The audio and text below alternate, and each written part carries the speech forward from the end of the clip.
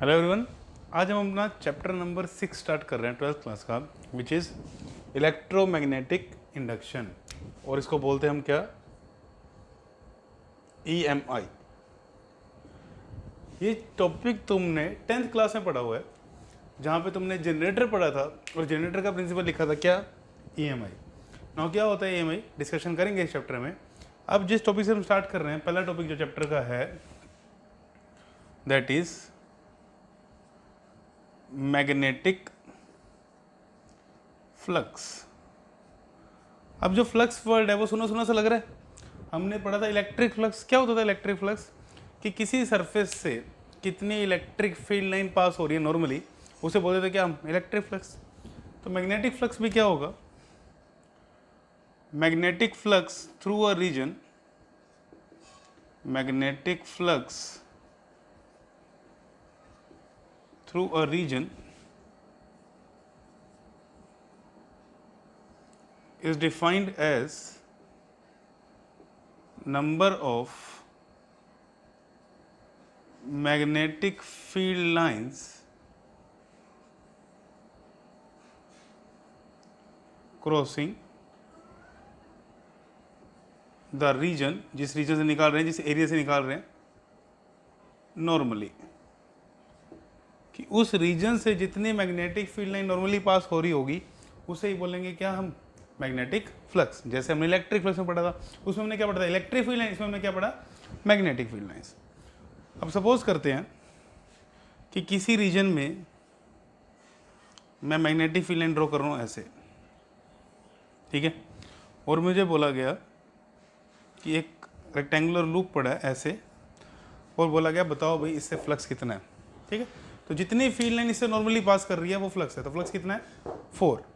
अब ये एरिया ऐसे, सारी फील्ड लाइन इसे नॉर्मली पास कर रही है ऐसे, ठीक है, एरिया ऐसे पड़ा हुआ है, सारी फील्ड लाइन नॉर्मली पास कर रही है, तो फ्लक्स कितना है, 4। अब मैं सपोज करता हूँ कि ये मैंने केस 1 ले लिया, एक केस और लिया, यहाँ सपोज मैग्नेटिक फील्ड की वैल्यू है B1, यूनिफॉर्म मैग्नेटिक फील्ड है ना ये।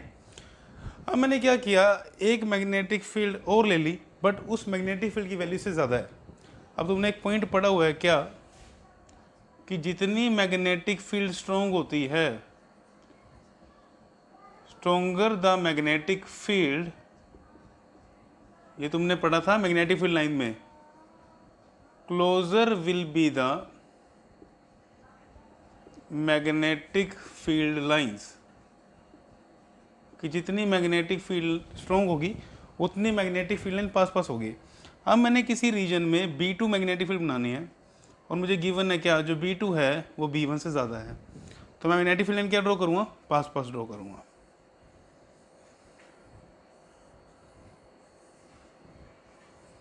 ठीक है, दिख रहे हैं, यहाँ 4 फील्ड लाइन थी इतने एरिया में, यहाँ कितने बनी, 1 2 3 4 5 6, सेम एरिया लिया मैंने, एरिया सेम लिया मैंने। तो क्वेश्चन आता है केस 1 में या केस सेकंड में किस में फ्लक्स ज़्यादा पास कर रहा है, तो आंसर आएगा इस केस में फ्लक्स ज़्यादा पास कर रहा है, क्योंकि फील्ड स्ट्रॉन्ग होने से फील्ड लाइन क्लोज क्लोज होगी और फील्ड लाइन ज़्यादा क्लोज कर रही है। तो मतलब जो मैग्नेटिक फ्लक्स है उसका सिंबल लिखेंगे हम, इलेक्ट्रिक फ्लक्स का सिंबल में लिखा था फाई, मैग्नेटिक फ्लक्स लिखेंगे हम फाई बी, ठीक है। तो जो मैग्नेटिक फ्लक्स है that is directly proportional to magnetic field, कि किसी रीजन में जितनी ज़्यादा मैग्नेटिक फील्ड होगी उतना ही ज़्यादा फ्लक्स होगा। तो समझ आ गया पहला पॉइंट, ठीक है। अब सेकंड पॉइंट डिस्कस करते हैं।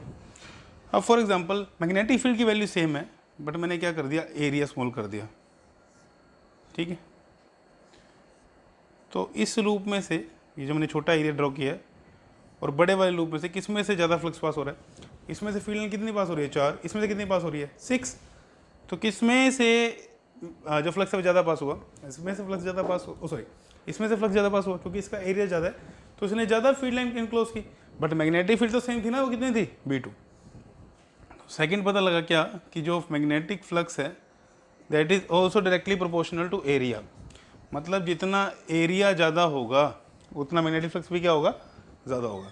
तो 2 फैक्टर आ गए, कि जितनी मैग्नेटिक फील्ड बढ़ेगी उतना फ्लक्स बढ़ेगा, सेकंड जितना एरिया बढ़ेगा उतना फ्लक्स बढ़ेगा। एक और फैक्टर देखो, अब मैं इस एरिया को कैसे कर देता हूँ, इसकी ना मैं ओरिएंटेशन चेंज कर देता हूँ। कैसे, देखो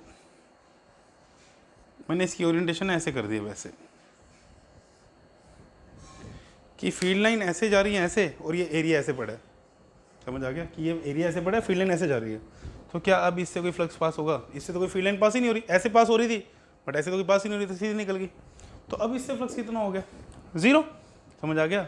तो मैग्नेटिक फ्लक्स इन दो फैक्टर पे डिपेंड करने के साथ एक और फैक्टर पे डिपेंड करती है, that is magnetic flux depends on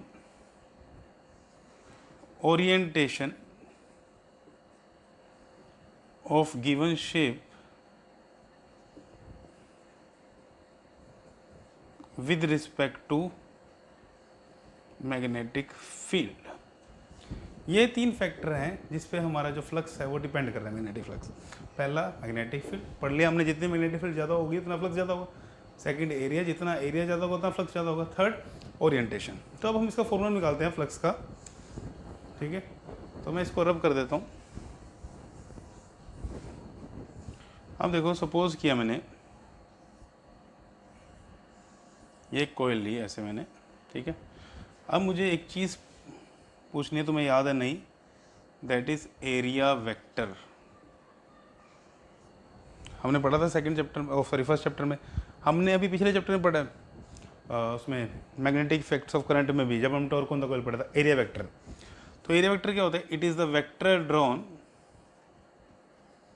perpendicular to plane of area, जिसका मैग्नीट्यूड तो एरिया के इक्वल होता है बट उसकी direction perpendicular to plane of area होता है।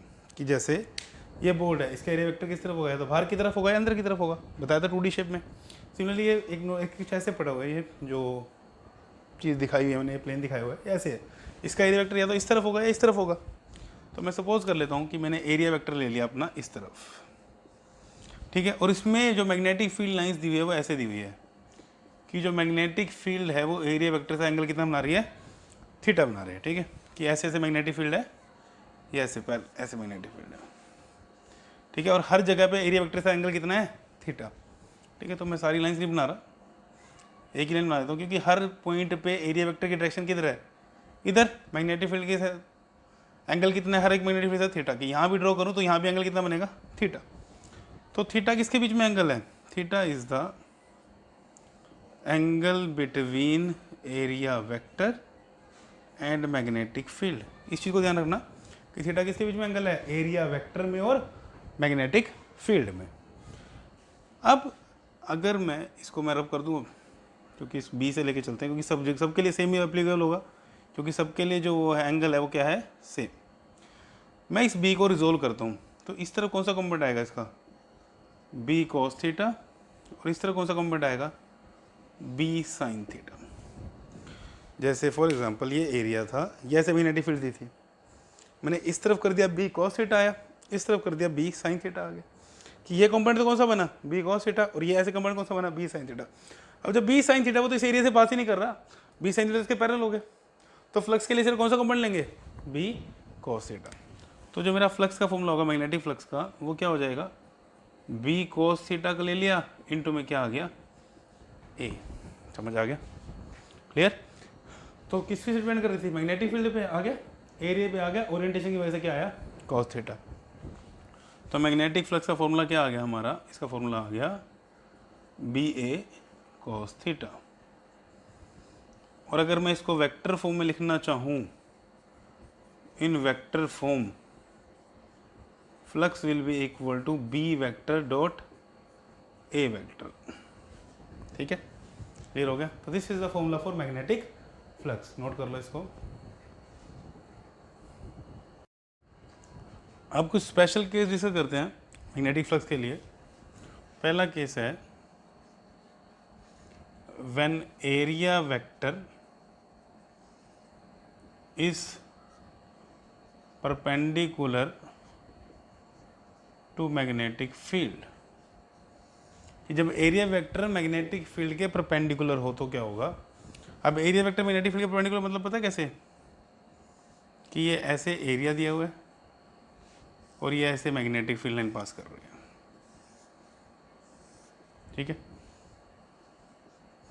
कि ये ऐसे एरिया है, ये मैग्नेटिक फील्ड लाइन ऐसे है। एरिया वेक्टर किस तरफ आएगा? बाहर की तरफ। आएगा ना बाहर की तरफ अंदर की तरफ, तो फील्ड के साथ एंगल कितना होगा इसका 90 डिग्री।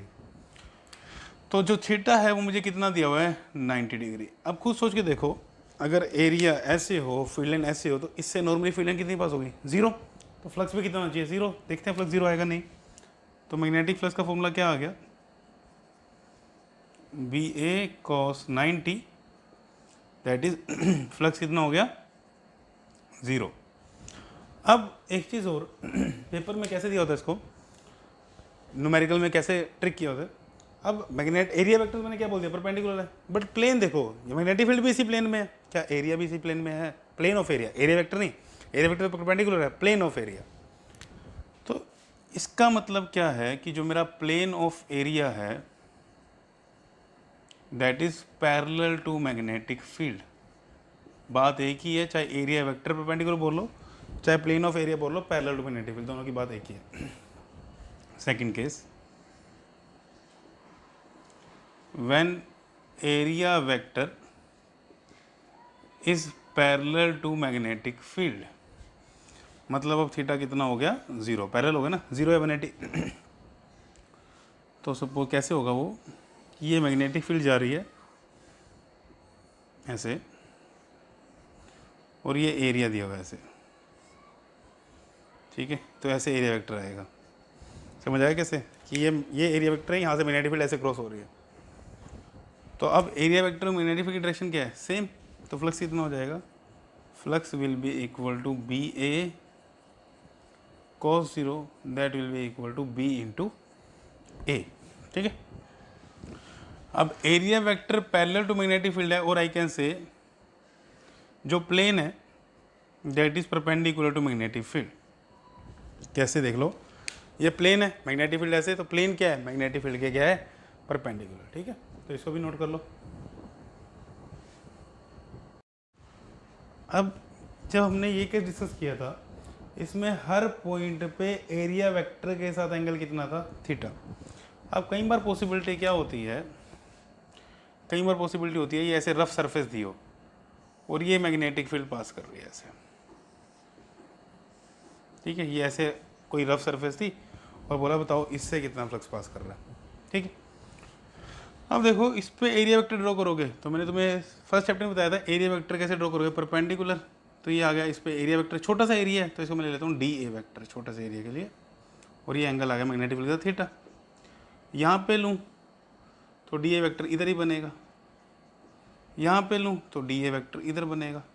तो मतलब अगर मैग्नेटिक फील्ड या तो मैग्नेटिक फील्ड वेरी कर रही हो, या एरिया वेरी कर रहा हो, या थीटा एंगल वेरी कर रहा हो, तो हम फ्लक्स कैसे निकालेंगे, फिर हम क्या करेंगे छोटे से एलिमेंट से फ्लक्स निकालेंगे। फॉर एग्जांपल इस छोटे से एलिमेंट से फ्लक्स निकालेंगे, तो magnetic flux through small element of area d A, तो that will be equal to B dot D A, B dot A formula था ना, ठीक है, और I can say it is B D A cos theta, इसमें theta angle हो गया। Then magnetic flux through the complete surface, तो अब हम क्या कर देंगे इसका integration B dot D A इस पूरी सरफेस के लिए, and B dot D A will be equal to B D A cos theta. तो अगर मैग्नेटिक फील्ड भी कांस्टेंट है, एरिया भी कांस्टेंट है, थीटा की वैल्यू चेंज नहीं हो रही, तो we can simply apply B A cos theta. Magnetic field vary कर रही हो, एरिया वेरी कर रहे हो, थीटा वेरी कर रहे हो, तो हम ये फॉर्मूला लगाएंगे। क्लियर, समझ आ गया, तो इसको नोट कर लो। अब नेक्स्ट आता है टॉपिक जो हमारा, that is SI unit of magnetic flux, कि मैग्नेटिक फ्लक्स की SI यूनिट बताओ। अब मैग्नेटिक फ्लक्स का फॉर्मूला क्या आया था, phi B is equal to B vector dot A vector, और I can say B A cos theta, यही था, ठीक है। अब जो SI यूनिट होती है ना मैग्नेटिक फ्लक्स की, SI unit that is weber, symbol is WB, ठीक है। और फ्लक्स 1 वेबर कब होगा, फ्लक्स 1 वेबर जब होगा जब मैग्नेटिक फील्ड कितनी है 1 टेस्ला, एरिया कितना है 1 मीटर स्क्वायर और थीटा कितना है 0, तो मैं बोलूँगा फ्लक्स कितना है 1 वेबर। कि if 1 tesla of magnetic field passing to an area of 1 metre square such that the angle between magnetic field and the area vector is 0 degree, तो मैं फ्लक्स बोल दूँगा कितना है 1 वेबर। देन इसकी CGS यूनिट फ्लक्स की, इसकी CGS unit होती है क्या मैक्सवेल, ठीक है। एंड 1 मैक्सवेल फ्लक्स कब होगा, मैग्नेटिक फील्ड की CGS यूनिट क्या होती है गॉस इनटू में 1 सेंटीमीटर स्क्वायर। तो 1 मैक्सवेल फ्लक्स कब होगा जब एक गॉस मैग्नेटिक फील्ड पास होगी 1 सेंटीमीटर स्क्वायर एरिया से, थीटा कितना 0 डिग्री। अब मुझे रिलेशन निकालना है वेबर में और मैक्सवेल में। अब 1 वेबर कितना है 1 tesla into 1 metre square. 1 tesla में कितने गॉस होते हैं 10⁴ गॉस। 1 मीटर स्क्वायर में कितने सेंटीमीटर 10⁴ सेंटीमीटर, तो it will be 10⁸ gauss centimetre square and gauss centimetre square is maxwell. तो 1 weber is equal to 10⁸ maxwell. So this will be the CGS unit of flux and this will be the SI unit of flux. अब कई बार questions में ना तुम्हें magnetic field की SI unit क्या पड़ी हुई है टेस्ला, कई बार क्वेश्चन में मैग्नेटिक फील्ड की यूनिट दी होगी तुम्हें वेबर पर मीटर स्क्वायर और वेबर मीटर -2। तुमने ऑब्जर्व भी किया होगा 4th चैप्टर में, इसी वजह से दी हुई है। टेस्ला क्या आएगा 1 वेबर अपॉन में 1 मीटर स्क्वायर, तो वेबर पर मीटर स्क्वायर। एक और चीज़ जो मेरा फ्लक्स है डॉट प्रोडक्ट का रिजल्ट है, तो जो मेरा फ्लक्स है that is a scalar quantity, ठीक है। फ्लक्स क्या है मेरा एक स्केलर क्वांटिटी, क्लियर। तो ये सारा हमने फ्लक्स के बारे में पढ़ लिया, नोट कर लो, फिर अगला टॉपिक स्टार्ट करते हैं। अब हमने मैग्नेटिक फ्लक्स के बारे में पढ़ लिया। अब जो नेक्स्ट टॉपिक है चैप्टर का that is Faraday's experiment. Scientist है फेराडे, उसने एक्सपेरिमेंट किया ना। उसका एक्सपेरिमेंट किस बेसिस पे था, उसने बोला कि हमने 4th चैप्टर में क्या पढ़ा ओरस्टेड के एक्सपेरिमेंट से कि जब किसी कंडक्टर से करंट पास होगा तो क्या प्रोड्यूस होगी मैग्नेटिक फील्ड। तो फेराडे ने बोला क्या ऐसा पॉसिबल है कि मैं मैग्नेटिक फील्ड कंडक्टर से पास करूँ उसमें करंट आ जाए, कि जब करंट पास आने से मैग्नेटिक फील्ड हो रही है कि चार्ज मोशन में आते क्या आ गई मैग्नेटिक फील्ड। तो उसने बोला क्या मैग्नेटिक फील्ड पास होते ही करंट आ सकता है। तो उसने कुछ एक्सपेरिमेंट किए। देखो पहला एक्सपेरिमेंट क्या था, उसने क्या किया एक सर्कुलर कोयल ली, उसको यहाँ गैल्वेनोमीटर से कनेक्ट कर दिया कि चेक करने के लिए करंट आया है नहीं आया, और उसके पास में एक मैग्नेट रख दिया, ठीक है। सपोज मैग्नेट का इधर नॉर्थ पोल इधर साउथ पोल रखा उसने, तो मैग्नेट की वजह से मैग्नेटिक फील्ड निकलती है ना, ऐसे पढ़ा हुआ तुमने बाहर मैग्नेटिक फील्ड नॉर्थ पोल की वजह से आउटवर्ड ऐसे, तो मैग्नेटिक फील्ड तो पास कर रही है इससे। बट ऑब्जर्वेशन क्या आई, ऑब्जर्वेशन आई there is no deflection in galvanometer, कि गैल्वेनोमीटर में कोई भी डिफ्लेक्शन नहीं आई, ठीक है। फिर क्या उसने क्या ऑब्जर्व किया कि कहीं मैग्नेटिक फील्ड वीक ना हो, उसने मैग्नेट को कोयल की तरफ मूव करवाया, और बस वहीं उस पॉइंट से उसे ऑब्जर्वेशन मिल गई। क्या देखो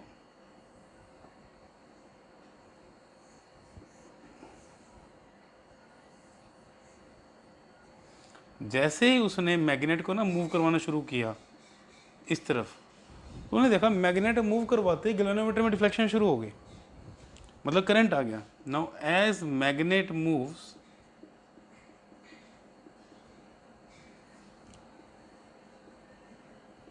गैल्वेनोमीटर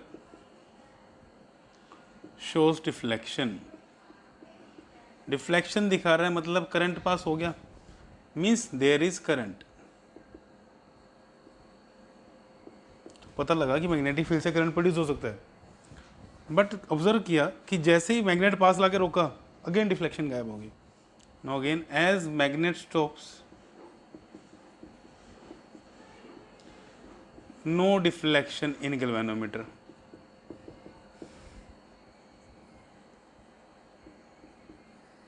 फिर कोई डिफ्लेक्शन नहीं है गैल्वेनोमीटर में, ठीक है।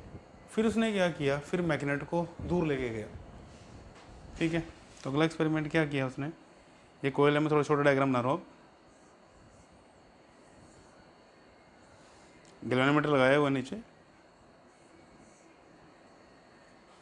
मैग्नेट को दूर लेके गया, देखा जैसे ही मैग्नेट मूव किया अपोजिट डायरेक्शन में, फिर डिफ्लेक्शन आ गई, बट अपोजिट डायरेक्शन में, कि मतलब जैसे करंट पहले सपोज एंटी क्लॉकवाइज था, फिर करंट क्लॉकवाइज हो गया। तो as magnet moves away galvanometer shows deflection but in opposite direction, opposite direction में दिखा रहा है। इसका मतलब क्या ऑब्जर्वेशन आई कि डायरेक्शन ऑफ करंट क्या होगी, अपोजिट होगी, रिवर्स होगी, ठीक है। देन उसने देखा जब मैग्नेट अगेन जाके रोक दिया, फिर डिफ्लेक्शन क्या हो गई, बंद हो गई। तो उसने बोला कि जब भी किसी मैग्नेट को मैं मूव करवा रहा हूँ किसके पास, एक कोयल के पास, उसमें करंट पास होगा। पहली ऑब्जर्वेशन ये आई कि जैसे ही किसी मैग्नेट को किसी कोयल के पास मूव करवाएंगे उसमें क्या प्रोड्यूस हो रहा है, करंट। देन सेकंड एक्सपेरिमेंट किया उसने, क्या किया, इस मैग्नेट को स्टेशनरी रखा, इस कोयल को मूव करवाया। तो उसने देखा जब कोयल को पास लेके गए तब भी डिफ्लेक्शन आई, दूर लेके गए तब भी डिफ्लेक्शन आई, बट जब उसको रखा एक जगह पे तो कोई डिफ्लेक्शन नहीं है, चाहे वो मैग्नेट के बिल्कुल बीच में रख दो, मतलब मैग्नेट के बीच बिल्कुल सेंटर में रख दो। तो क्या पता लगा कि जब भी रिलेटिव मोशन है किसमें, मैग्नेट में और कोयल में, तो डिफ्लेक्शन आ रही है। जब भी क्या है, रिलेटिव मोशन बिटवीन, अभी इसके स्पेशल केस बाद में डिस्कस करेंगे, बट अभी के लिए देख लो, relation between magnet and coil, there is deflection. Deflection है मतलब वहाँ क्या प्रोड्यूस हो रहा है, करंट। देन अगला एक्सपेरिमेंट क्या किया, अगला एक्सपेरिमेंट किया उसने, एक कोयल ली यहाँ पे अगेन, गैल्वेनोमीटर, देन यहाँ पे दूसरी कोयल ली, उसके साथ बैटरी लगाई, एक की लगाई यहाँ पे, टैप की, कि जैसे इसको क्लोज करेंगे सर्किट ऑन हो जाएगा। उसने देखा जैसे इसको क्लोज किया ना तब इसमें सडन डिफ्लेक्शन आई, एकदम डिफ्लेक्शन आई। फिर उसके बाद वो डिफ्लेक्शन जीरो होगी, जैसे ही थोड़े जो बहुत छोटे टाइम ऑफ फ्लेक्शन के साथ। देन अगेन जब इसको ओपन किया, मतलब जब स्विच ऑन किया तब डिफ्लेक्शन आई, जब स्विच ऑन ऑफ किया तब डिफ्लेक्शन आई। फिर देखा इसको मूव करवाया तब भी डिफ्लेक्शन आ रही है, मतलब करंट प्रोड्यूस हो रहा है। इसको मूव करवाया इसकी तरफ तब भी डिफ्लेक्शन आ रही है, मतलब दोनों में रिलेटिव मोशन है तब भी डिफ्लेक्शन आ रही है। तो क्या कंक्लूजन निकाला कि जब मैग्नेट को पास लाए, क्या इससे मैग्नेटिक फील्ड लाइंस बढ़ गई कोयल से, मैग्नेटिक फील्ड से बढ़ गई ना स्ट्रेंथ से, मैग्नेट को यहाँ ले आए तो इससे जो मैग्नेटिक फील्ड पहले पास हो रही थी अब उसकी वैल्यू क्या होगी, चेंज। सिमिलरली जब दूर लेके जा रहे हैं तो मैग्नेटिक फील्ड की वैल्यू क्या होगी, कम होगी। ऐसे ही कोयल में कि कोयल की वजह से मैग्नेटिक फील्ड प्रोड्यूस हुई, इनिशियली तो कोई मैग्नेटिक फील्ड थी नहीं, जैसे स्विच ऑन किया उसकी वजह से मैग्नेटिक फील्ड आ गई इसमें, तो क्या आया, करंट इंड्यूस हो गया। जब स्विच ऑन होगी थोड़ी देर होगी तो मैग्नेटिक फील्ड तो कांस्टेंट होगी, तो उसमें कोई चेंज नहीं आया, तो फिर कोई डिफ्लेक्शन नहीं आई। जैसे इसको पास या दूर लेके आ रहे हैं उसमें सब चीज़ों में क्या चीज़ चेंज हो रही है, magnetic field. Magnetic field change हो रहा है तो क्या चेंज हो रहा है, मैग्नेटिक फ्लक्स। तो फैराडे ने क्या ऑब्जर्व किया कि किसी भी कोयल से या कंडक्टर से जब भी मैग्नेटिक फ्लक्स चेंज होगा तो वहाँ पे क्या इंड्यूस होगा, करंट, अगर सर्किट कंप्लीट है तो मतलब ये आया फैराडे का फर्स्ट लॉ कि whenever the magnetic flux through the conductor changes, through the conductor coil changes, एक करंट प्रोड्यूस हो रहा है। करंट मतलब क्या पे आ रहा है, पोटेंशियल डिफरेंस आ रहा है। पोटेंशियल डिफरेंस मतलब वहाँ पे क्या आ रही है, ईएमएफ डेवलप हो रही है। तो this is Faraday's first law, और यही फिनोमिना होता है इलेक्ट्रोमैग्नेटिक इंडक्शन, जो तुम्हारे चैप्टर का नाम है, कि जब भी किसी कोयल से या कंडक्टर से मैग्नेटिक फ्लक्स चेंज होगा तो वहाँ पे क्या प्रोड्यूस होगी, ईएमएफ प्रोड्यूस होगी या करंट इंड्यूस होगा। देन उसने क्या किया, जो मैग्नेट मूव करवा रहा था उसकी स्पीड बढ़ा दी, मतलब जो फ्लक्स चेंज हो रहा था ना, फ्लक्स जो rate of change of flux था विद रिस्पेक्ट टू टाइम वो ज़्यादा कर दिया। तो उसने देखा जो करंट प्रोड्यूस हो रहा था वो भी ज़्यादा हो गया। करंट प्रोड्यूस ज़्यादा हो मतलब ईएमएफ भी ज़्यादा होगी, तो मतलब वहाँ से उसका सेकंड लॉ आया। फर्स्ट लॉ सिर्फ बताता है कि क्या, कि जैसे ही फ्लक्स चेंज होगा वहाँ पे क्या प्रोड्यूस होगा, करंट। सेकंड लॉ बताता है कि फ्लक्स जितना rate of change of flux ज़्यादा होगा उतना करंट ज़्यादा होगा, मतलब उतनी ईएमएफ भी क्या होगी, ज़्यादा होगी। ठीक है, तो ये थी बेसिकली फैराडे की ऑब्जर्वेशन, इसको नोट कर लो, फिर हम भी स्टेटमेंट में लिखते हैं उसको। तो अब पढ़ते हैं हम, फैराडे के एक्सपेरिमेंट हो गए, उसने ऑब्जर्वेशन ले ली, तो अब पढ़ते हैं फैराडेज के लॉ। Faraday's law. तो पहले है फैराडे का first law. It states that whenever magnetic flux linked with a conductor changes, कि जब भी किसी कंडक्टर से या किसी क्लोज सर्किट से, कंडक्टर की जगह क्लोज सर्किट भी लिख लो, मैग्नेटिक फ्लक्स चेंज होगा तो वहाँ पे क्या इंड्यूस हो जाएगी? EMF। And EMF is induced across the ends of conductor, ठीक है, और क्लोज सर्किट है तो EMF इंड्यूस होगी तो करंट भी फ्लो करेगा, which lasts as long as the magnetic flux is changing। ये लास्ट वाली लाइन बहुत इंपॉर्टेंट है, ध्यान रखना। जब हम एक्सपेरिमेंट कर रहे थे, जैसे ही मैग्नेट का मोशन स्टॉप हो गया था तो कोई करंट नहीं था, मतलब कोई EMF नहीं थी। तो वो जो EMF इंड्यूस हो रही है वो तब तक ही है जब तक फ्लक्स चेंज हो रहा है। जैसे ही फ्लक्स चेंज होना बंद हो गया तो EMF जो इंड्यूस हो रही है वो भी क्या हो जाएगी? जीरो हो जाएगी, ठीक है। तो this is known as Faraday का फर्स्ट लॉ कि whenever magnetic flux link with the conductor changes and EMF is induced across its ends, जो कब तक रहेगी? जब तक उसमें से फ्लक्स चेंज हो रहा है। Now Faraday's second law. Second law क्या होता था कि जितनी जल्दी फ्लक्स चेंज होगा उतनी EMF क्या होगी? ज़्यादा होगी। Now induced EMF is directly proportional to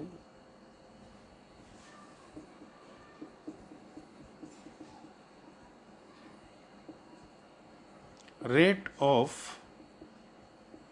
change of flux through the conductor, कि जितनी कंडक्टर या सर्किट बोल लो या कोयल बोल लो, कि जितनी जल्दी फ्लक्स चेंज होगा टाइम के साथ उतनी EMF इंड्यूस भी क्या होगी? ज़्यादा होगी। इसका मतलब सपोज मैंने एक टाइम T1 लिया, उस टाइम पे जो फ्लक्स लिंक था वो φ1 था। एक टाइम T2 लिया, उस पे जो फ्लक्स लिंक था वो φ2 था। तो जो EMF है, तो फ्लक्स चेंज कितना हुआ? चेंज इन फ्लक्स कितना है? चेंज इन फ्लक्स है φ2 माइनस φ1। टाइम कितना लिया फ्लक्स चेंज होने में? Time taken, that is T2 minus T1। तो इसको मैं लिख दिया डेल्टा फाई, इसको मैं लिख दिया डेल्टा T।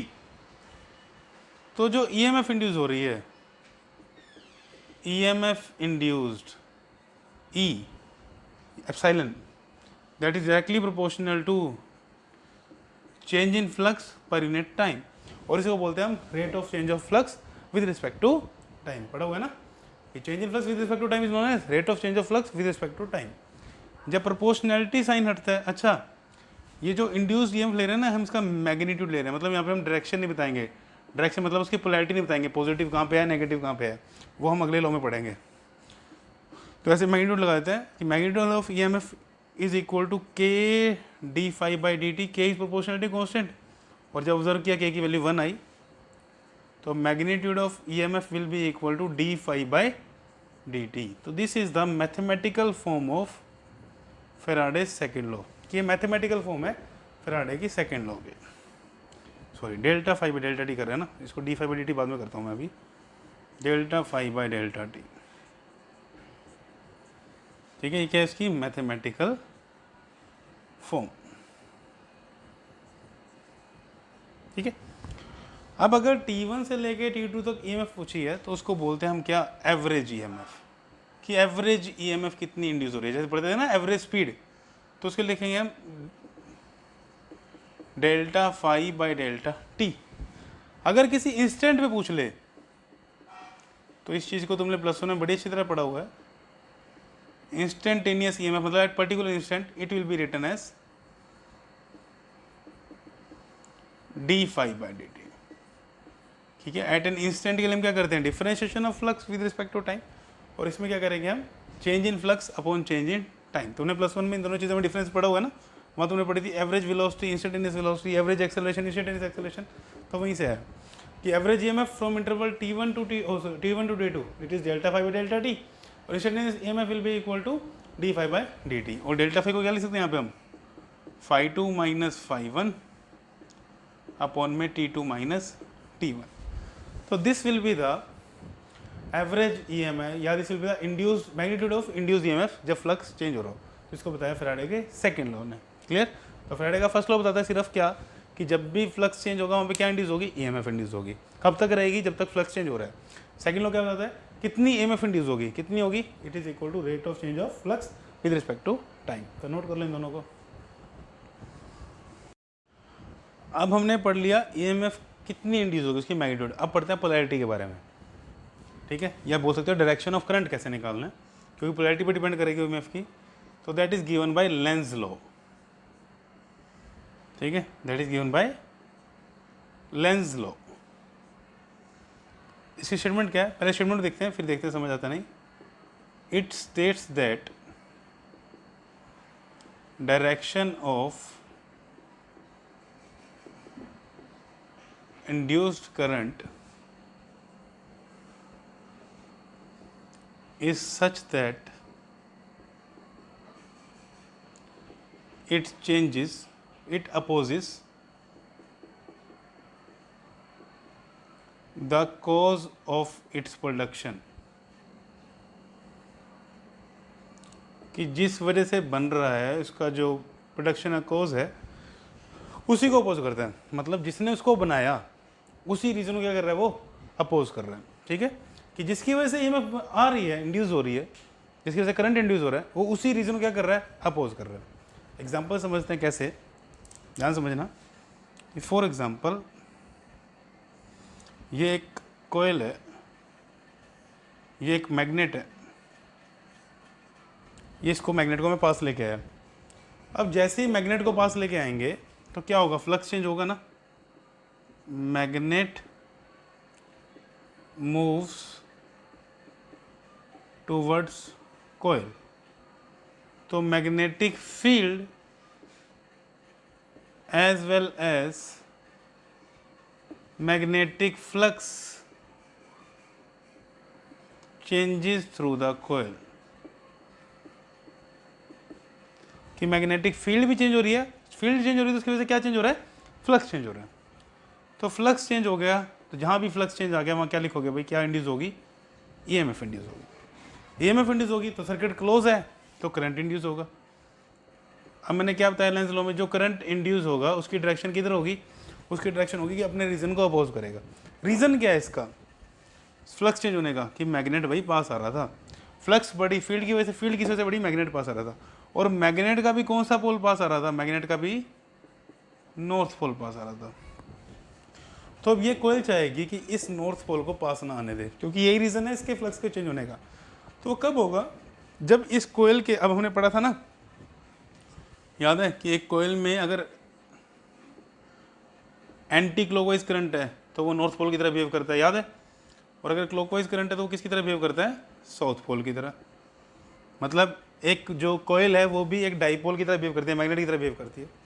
तो जैसे ही इसमें करंट आए, करंट तो इंड्यूस हो गए, तो तुमने लिख लिया है, तो ये मैग्नेट बनेगी। तो एक तरफ एक फेज पे नॉर्थ पोल आएगा, एक फेज पे साउथ पोल आएगा। वो देखते हैं अभी किस पे नॉर्थ आएगा, किस पे साउथ आएगा। अब ये नॉर्थ पास आ रहा है तो ये कोयल बोलेगी, इसको रिपेल करेगी। क्यों रिपेल करे, समझ आ गया क्यों रिपेल कर रही है, क्योंकि इस लेंस लॉ के अकॉर्डिंग वो अपने रीजन को क्या करती है, अपोज करती है।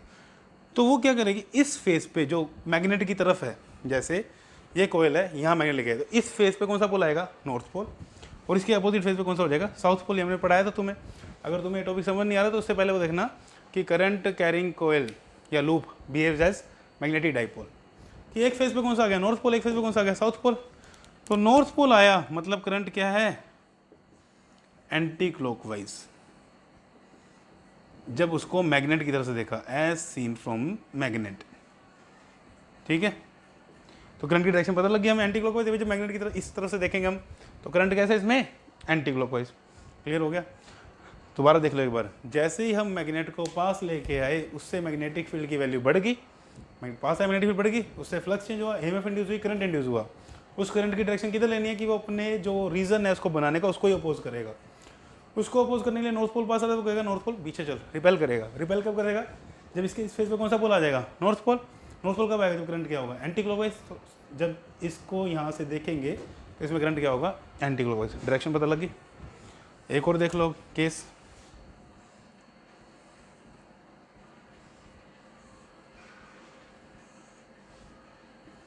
North pole south pole. अब ये मैग्नेट दूर जा रहा है, तो जैसे ही मैग्नेट दूर जा रहा है मैग्नेटिक फील्ड चेंज होगी, फ्लक्स चेंज होगा, एमएफ इंड्यूस होगी, करंट इंड्यूस होगा, सर्किट क्लोज है। करंट इंड्यूस हो गया तो करंट इसको दूर जाने से रोकेगा कि दूर ना जाए, इसकी वजह से फ्लक्स चेंज हो रहा है, इसकी वजह से क्या इंड्यूस हो रहा है? करंट। वो कब नहीं रुकेगा? जब यहाँ पे कौन सा पोल आ जाएगा? साउथ। यहाँ पे कौन सा आएगा? नॉर्थ। तो इसको ट्रैक कर लेगा। तो करंट की डायरेक्शन क्या आ गई? करंट की डायरेक्शन आ गई क्लॉकवाइज, जब उसको मैग्नेट से देखेंगे। सिमिलरली जैसे ये मैग्नेट गिर रहा है ऐसे, नॉर्थ पोल साउथ पोल नीचे की तरफ, तो बताना इस पे जरा कौन सा पोल आएगा? यहाँ पे क्या आ जाएगा? नॉर्थ पोल ही आएगा। उसको रिपेल करेगा, रिपेल करेगा ना, कि पास नहीं आने देगा, बट वो पास आके यहाँ से क्रॉस हो गया। रिपल्शन तो थी, अब क्या होगा? अब नॉर्थ साउथ पोल दूर जा रहा है तो उसको ट्रैक करेगा, तो अब इसमें नॉर्थ पोल आ जाएगा नीचे की तरफ। तो चीज़ समझ आ गई कि हर बार क्या करेगा कि जो मैग्नेट में जो फ्लक्स चेंज होने का रीज़न है उसको अपोज करेगा। पहले मैग्नेट पास आ रहा था, बोलेगा रिपेल कर रहा है दूर, फिर मैग्नेट दूर जा रहा है, बोलेगा पास आ जाए। ठीक है, क्लियर? तो ये कहता है लेंज लॉ कि इंड्यूस करंट की डायरेक्शन ऐसे लेनी है कि वो अपने फ्लक्स के चेंज को क्या करेगा? अपोज करेगा। अब इसको एक और फॉर्म में देख लो कैसे। अब मैं मैग्नेटिक फील्ड में लेके आया इसको, जैसे ही मैं मैग्नेट को पास लेके आया, पहले मैग्नेट यहाँ पे था तो मैग्नेटिक फील्ड कुछ ऐसे जा रही थी, ये ऐसे। अब मैग्नेट क्या हो गया? यहाँ पे आ गया, तो इससे जो फील्ड जा रही थी वो ज़्यादा हो जाएगी, फील्ड लाइंस। ठीक है, फील्ड लाइन क्या हो जाएंगी इससे ज़्यादा, तो फील्ड बढ़ गई। अब मैंने क्या बोला? फील्ड बढ़ते ही यहाँ पे कौन सा पोल आएगा? North pole. यहाँ पे कौन सा पोल आएगा? South pole. अब ऐसा देख लो, एक और रीज़न समझाता हूँ क्यों हुआ। जैसे ही इसमें यहाँ पे नॉर्थ पोल आएगा, अब नॉर्थ पोल की वजह से मैग्नेटिक फील्ड किधर होती है? आउटपुट होती है, हमेशा ध्यान रखना। तो इस पेज पे नॉर्थ पोल आया तो इसकी जो अपनी मैग्नेटिक फील्ड होगी वो किस तरफ होगी? जो इसकी अपनी मैग्नेटिक फील्ड होगी वो इस मैग्नेटिक फील्ड की, जो मैग्नेट की मैग्नेटिक फील्ड है, उसके अपोजिट होगी। तो उससे क्या होगा कि जो मैग्नेटिक फील्ड बढ़ी थी वो उसको क्या करने की कोशिश कर रहा है? कम करने की कोशिश की। कि मैग्नेटिक फील्ड इस डायरेक्शन में बढ़ रही थी इधर की तरफ, तो इसने इस डायरेक्शन प्रोड्यूस कर दी ताकि नेट मैग्नेटिक फील्ड ना बढ़े। ठीक है, तो चीज़ समझ आ गई। नॉर्थ पोल का रीजन एक तो यहाँ से समझ आ गया कि रिपेल करने की कोशिश कर रहा है। एक यहाँ समझ लो कि जैसे ही मैग्नेट इसके पास आया, इससे क्या हुआ? मैग्नेटिक फील्ड बढ़ रही थी, तो इसकी अपनी मैग्नेटिक फील्ड किस तरफ आ गई? इसकी अपनी मैग्नेटिक फील्ड आ गई इस तरफ की, जो बढ़ रही थी उसको कम करने की कोशिश कर रहा है। यहाँ पे देख लो, नॉर्थ पोल दूर जा रहा है, तो जो इससे मैग्नेटिक फील्ड थी वो कम होगी, तो साउथ पोल में मैग्नेटिक फील्ड किस तरफ? पहले इसकी वजह से ऐसे थी, अंदर की तरफ थी।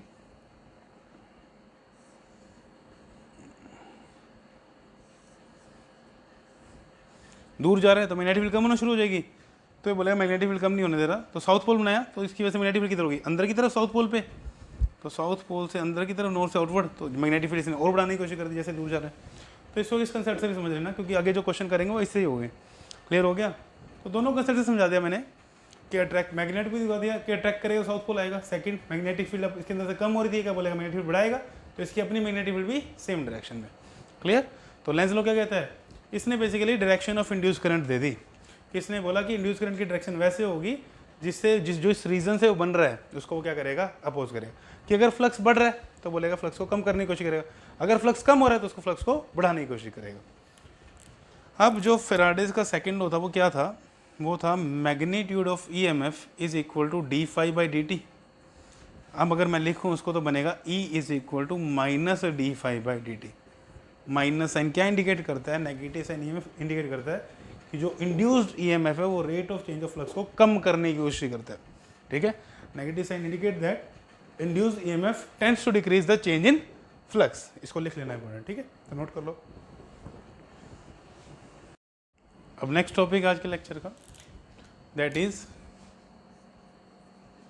Lenz law and law of conservation of energy. CBSE में क्वेश्चन आता है कि क्या Lenz law conservation of energy को फॉलो करता है? या जो EMF इंड्यूस हो रही है वो कंजर्वेशन एनर्जी को फॉलो करती है। जैसे मैंने क्या बताया था कि ये सपोज कॉइल है,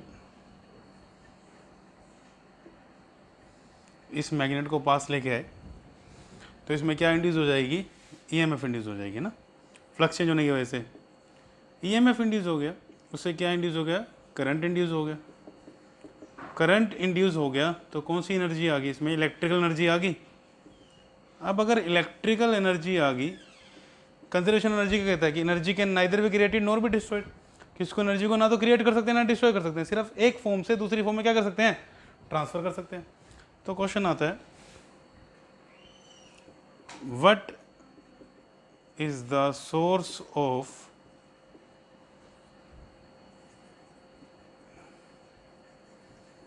इलेक्ट्रिकल एनर्जी, कि उस इलेक्ट्रिकल एनर्जी का सोर्स बताओ। कंजर्वेशन एनर्जी तो ये कहता है कि एनर्जी को ना क्रिएट कर सकते हैं ना डिस्ट्रॉय कर सकते हैं, सिर्फ ट्रांसफर कर सकते हैं एक फॉर्म से दूसरी फॉर्म में। तो बताओ भाई इसका सोर्स क्या है, सोचो तुम्हारे माइंड में क्या सोर्स चल रहा है। आधे बच्चे बोलते हैं मैग्नेटिक फील्ड सोर्स है। अरे मैग्नेटिक फील्ड की एनर्जी कम थोड़ी हुई, हम तो मैग्नेट को पास लेके, मैग्नेटिक फील्ड तो उतनी है।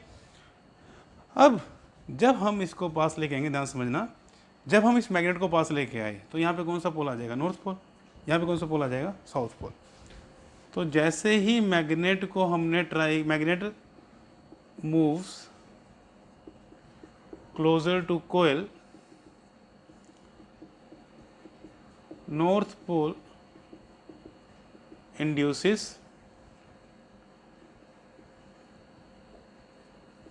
on the face, कि करंट इंड्यूस होगा उसकी वजह से नॉर्थ फेस आ गया, on the face closer to magnet, कि जैसे ही हम मैग्नेट को पास लेके आए उसकी वजह से उसमें क्या प्रोड्यूस होगा, यहाँ पे नॉर्थ पोल आ गया। जब उसमें नॉर्थ पोल आ गया तो उसकी वजह से क्या हुआ, this north pole repels the magnet. उस नॉर्थ पोल ने क्या किया, इस मैग्नेट के नॉर्थ पोल को रिपेल किया। अब मैग्नेट अपने आप तो आएगा नहीं, हमें लाना पड़ेगा, वर्क करना पड़ेगा ना इसको जल्दी चलाने में, क्योंकि ये तो रिपेल कर रहा है। So work is done to move the magnet closer to coil. तो हमें क्या करना पड़ा, वर्क करना पड़ा। और जब हमने वर्क किया तो मतलब हमने एनर्जी लगाई, और हमारी एनर्जी किस में कन्वर्ट होगी, इलेक्ट्रिकल एनर्जी में। So that work is converted into electrical energy. तो जो लेंस लॉ है वो लॉ ऑफ कंजर्वेशन की एनर्जी के अकॉर्डिंग है, कोई दिक्कत नहीं है उसमें, कि कंजर्वेशन एनर्जी को फॉलो करता है। कैसे पता लग गया, कि जैसे ही हम इस मैग्नेट को पास लेके आए तो इस पर कौन सा पोल आ गया, जो इसके पास है नॉर्थ पोल, उसको क्या करेगा, रिपेल करेगा। रिपेल कर रहा है तो मैग्नेट को मूव करवाने के लिए हमें क्या करना पड़ेगा, कुछ वर्क, और हमारा वर्क किस में कन्वर्ट हो रहा है, एनर्जी में। सिमिलरली अगर इस मैग्नेट को दूर लेके जाएंगे तो यहाँ पे साउथ पोल आएगा, यहाँ पे नॉर्थ पोल आएगा, बताया था मैंने भी। फिर ये इसको क्या करेगा, अट्रैक्ट करेगा। अट्रैक्ट करेगा तो क्या होगा, इसको दूर लेके जाने के लिए हमें वर्क करना पड़ना है, और हमारी वर्क की किस में कन्वर्ट होगा, एनर्जी में। ठीक है, तो CBSE के लिए इंपॉर्टेंट है क्वेश्चन। तो हम बोल सकते हैं कि लेंस लॉ है जो वो लॉ ऑफ कंजर्वेशन के अकॉर्डिंग है। क्लियर, नोट कर लो इसे।